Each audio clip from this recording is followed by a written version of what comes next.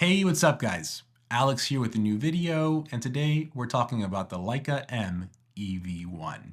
I've had the pleasure to shoot with this camera for the last week, and I went on Instagram and I asked you guys what questions you had about the user experience, the camera, and today I'm going to be answering those questions. If you're new to the channel, my name is Alex, and I'm a portrait photographer based in Miami, Florida, and look, I'm not going to sugarcoat things. I love Leica, and I love this brand, but I've had a love-hate relationship with the M system. Alex, that makes no sense. You just said you love Leica. Look, I love autofocus. I have not been able to master manual focus. I haven't put the effort in. I haven't put the reps in. And it's been a very frustrating experience. And because of that, my favorite Leica is the Leica Q343. I absolutely love that camera. I think it's the do-it-all camera, and it will still hold that place in my heart. But I still crave an M camera, and I've always had the same experience. I want to try the M, I get an M, I don't like it, I get frustrated, I sell it. And here we are with the M EV1, and I thought this was going to be different because of the electronic viewfinder. Different user experience, different focusing experience, and was that the case? Well, I'll get to that at the end of this video, but like I mentioned, we're going to be answering your questions. So look, I had a lot of questions. A lot of them were very similar, so I condensed it down to 4 main questions. The first question I got, and this is the one I got the most, is the EV1 faster than a traditional rangefinder M? The answer is no. As a matter of fact, I think this camera is significantly slower than a rangefinder. So with the traditional rangefinder, you're seeing through a window. You're seeing the world as it unfolds in front of you, and there is no delay. As a matter of fact, with the traditional rangefinder, the camera can be off, and while you get the camera up to your eye, you can already be focusing, and because it's fully mechanical, you can start acquiring focus before the camera even turns on. With an EVF, you see what the lens sees, which means if the entire image is blurry, you're seeing a blurry image, and then moving your lens, it impacts the whole image, which could be jarring and distracting versus a rangefinder. So when you're thinking about speed, the rangefinder is by far the faster method. When you're thinking about accuracy, that can also be actually depending on the user. I know some people that with a rangefinder are extremely accurate. For me, I'm not, but the reality is the rangefinder is the faster experience. Another question I got was, which camera is better for street photography? Well, the rangefinder is significantly faster. I think this camera is a lot slower, and we'll get to some of the focusing methods with this camera, but because of that, I think street photography, fast-moving subjects, anything in that nature, the rangefinder will still be the king, and there's a reason why the rangefinder is still the flagship Leica. Is focus peaking reliable? That's a great question because I've shot with almost every system in the market, and I've never found focus peaking to be reliable ever. Now, some are better than others, but focus peaking has never been something like I've been impressed by or wowed by because it's never really been that accurate.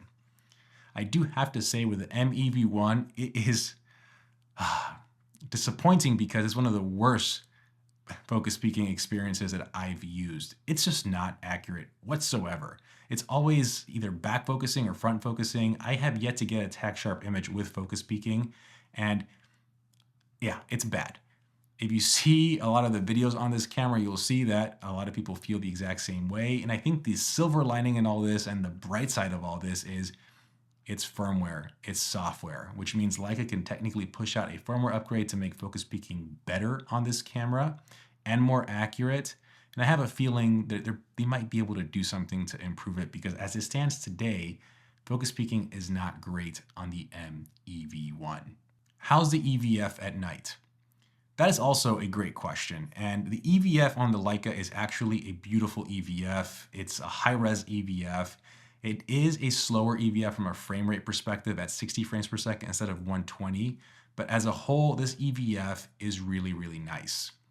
Now, it's still an EVF, and an EVF means you're seeing what the sensor sees. And at night, the sensor essentially amplifies its gain to be able to see at night, which means you see a lot more noise and you start seeing a little bit of like a slow shutter effect through the viewfinder.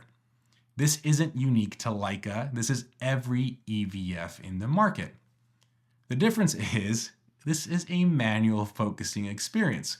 When you're shooting with a Sony or even like a Leica SL with autofocus, it doesn't matter if it's a pixelated or grainy image because the autofocus will still work.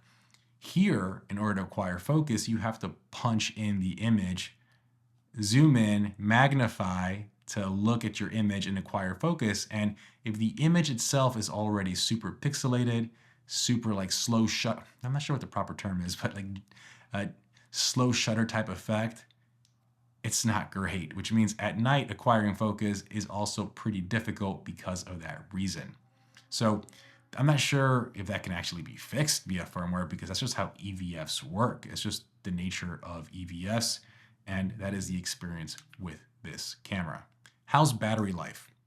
This one surprised me. So on the M11 and M11P, the battery life is phenomenal. I've actually never killed a battery on a day of shooting. I've really been impressed by the M11's battery life, but you're using a rangefinder system, which is a mechanical system that doesn't really consume battery, so it makes sense that it has great battery life. This camera surprised me because the battery life is still great. It may be 10%, maybe 15% worse than an M11, but guess what? I've taken it out all day, multiple days, and I still haven't killed a battery, and that's using an EVF. So battery life is surprisingly great on this camera, and I was not expecting that. I was expecting to have terrible battery life, but no, really, really good battery life. So after using this camera, what are my thoughts? I think this camera has a place in the lineup. Look, Leica is smart. There's a reason why this isn't replacing the rangefinder. There's a reason why this isn't an entirely new lineup. This camera fits in the current lineup as an option for photographers to choose. And there's a reason why Leica did that. The rangefinder is still the flagship and will still give you the most authentic Leica experience. If you're shooting street, if you're shooting fast-moving subjects, if you want to zone focus, that camera will still be the camera for you. I think if you're shooting portraits, still life, or things that aren't moving quickly, things where you can take your time to truly compose an image and acquire focus, the EV1 is a great option. Hear me out. You get the EVF, which gives you that, again, added flexibility to be able to punch in, see what the lens sees, see what the sensor sees, so you're getting your exposure right, you're getting your focus right, and you're still getting it in a small and compact package. I mean, it's hard to beat this. I haven't even talked about the weight of this camera, but this camera weighs a lot less than an M11, and it feels great in the hand because of it. You might be thinking, well, Alex, you can do everything you just said with the Leica SL. And that is true. I think the Leica SL is a superior EVF experience.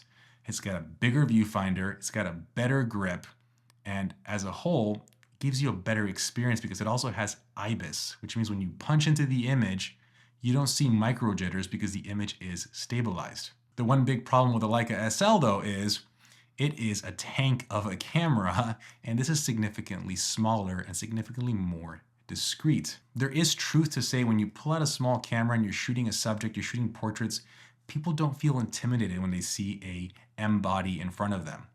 When you pull out an SL or a bigger, more professional camera, people do get their guard up. It's a professional camera.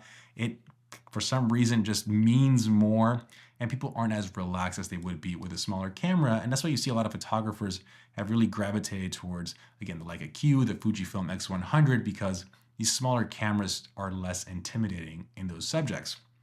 So I think the M EV1 is a perfect portrait camera, perfect, again, slow down, still life camera, and it gives you that added option. Additionally, if you already own an M rangefinder, having an EV1 as your second body makes so much sense because now you have the best of both worlds and you can complement them together.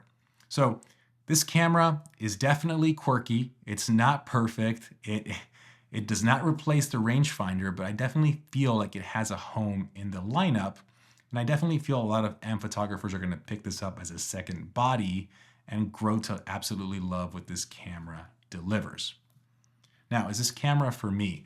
I will say this, look, The Q343 is my favorite Leica camera, and it still is my favorite Leica camera. For me, the Leica Q343 delivers everything I want in a Leica camera.